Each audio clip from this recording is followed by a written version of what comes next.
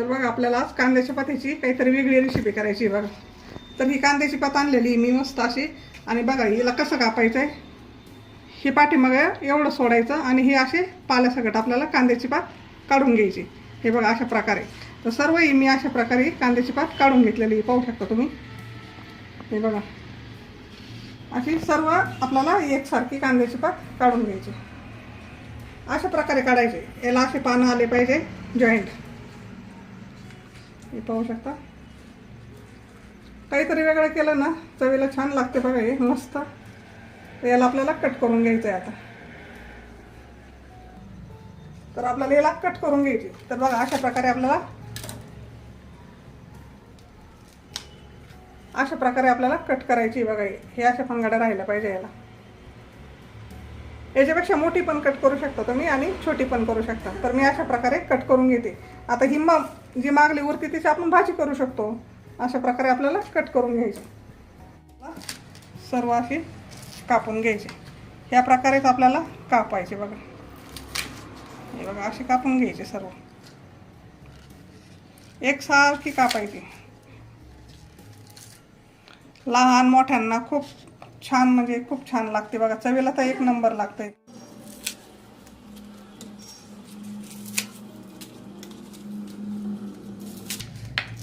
हे बघा सर्व मी कापून घेतली. हिला धुवून घ्यायचं आहे बरं का आपल्याला. तर बघा आता मस्त अशी धुवून घेतलेली. त्यासाठी तयारी काय करायची आपल्याला पाहूया आपण. इथे एक असं डिश घ्यायची.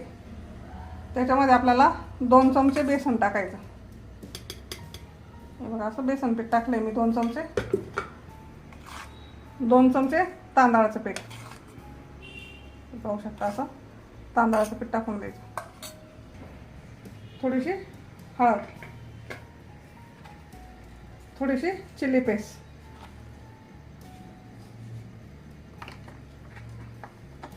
थोडंसं लाल तिखट,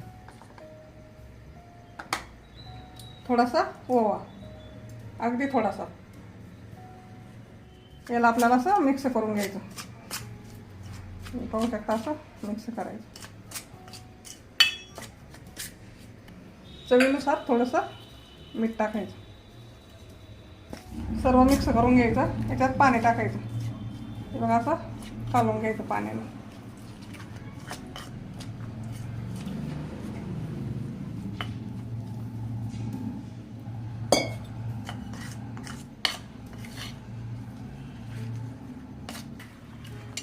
असं कालवून घेतलेलं आहे बघा.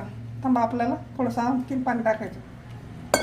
हे बघा असं जरा पातळ कालवून घ्यायचं. थोडंसं जास्त घट्ट पण नाही कालवायचं, जास्त पातळ नाही कालवायचं. अशा प्रकारे आपल्याला कालवून घ्यायचं.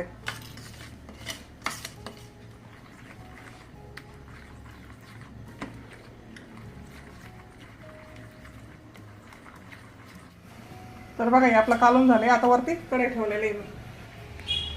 कढई तापली, आपण तेल टाकून घेऊ.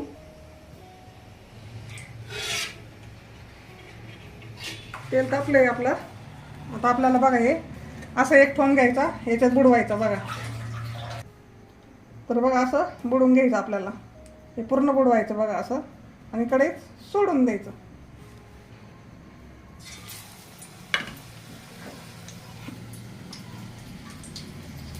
असं बुडवून घ्यायचं, सोडायचं. एकदम फटाफट आणि टेस्टी होतात एकदम मस्त असे. इथं टाकून द्यायचं असं, तळून द्यायचं याला मस्त असं. खायला तर खूप असं छान एकदम लागतं बघा.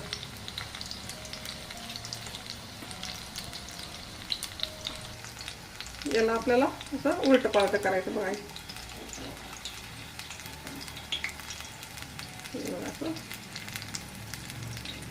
असं उलट करून घ्यायचं. हे असं खालचं वरचं खाली छान करून घ्यायचं. खायला तर एवढं जबरदस्त लागतं ना बघा. खूप छान लागतं. काहीतरी वेगळं खाल्लं ना भारी वाटतं एकदम. मस्त असं कलर येऊन द्यायचा याला छान. असं खालवर करीत राहायचं. हे काही नरम होत नाही बरं का. असे कुरकुरीत होते ते एकदम मस्त. कितीक खावं कितीक नाही असं होतं. अजिबात नरम नाही होत. असं कुरकुरे होतं एकदम छान. गॅस जास्त मोठा नाही ठेवायचा आपल्याला. थोडासा मिडियम साईजचा गॅस ठेवायचा, म्हणजे असे मस्त कुरकुरे बनतात बघा हे.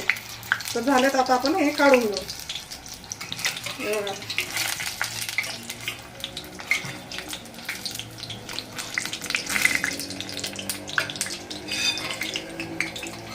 एकदम कुरकुरे असे खायला तर लई चविष्ट लागतात. असं वरण भात काही असलं ना तोंडी लावण्यासाठी तर एकच नंबर बघा. हे पाहू शकता.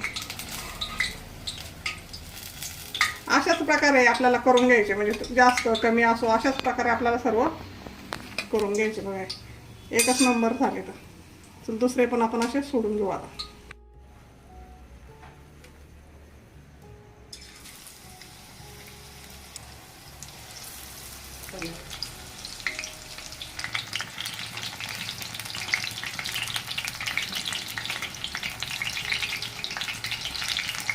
उलटे पाटे करून टाकायचे मस्त.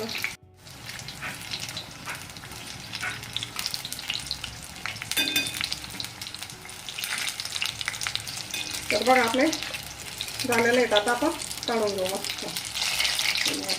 हां, मुलांना दिलं ना तर खूपच आवडते बघा.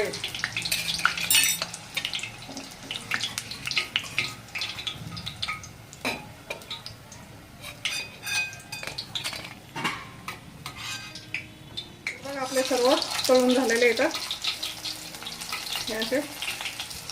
आपण आता गॅस बंद करू. कसे झाले ते नक्की सांगा. एकदा करून बघा, मुलांना तर खूप आवडतील बघा. आता आपण हे काढून घेऊ. हे बघू शकता तुम्ही, तेल तर अजिबात लागलेलं नाही त्याला.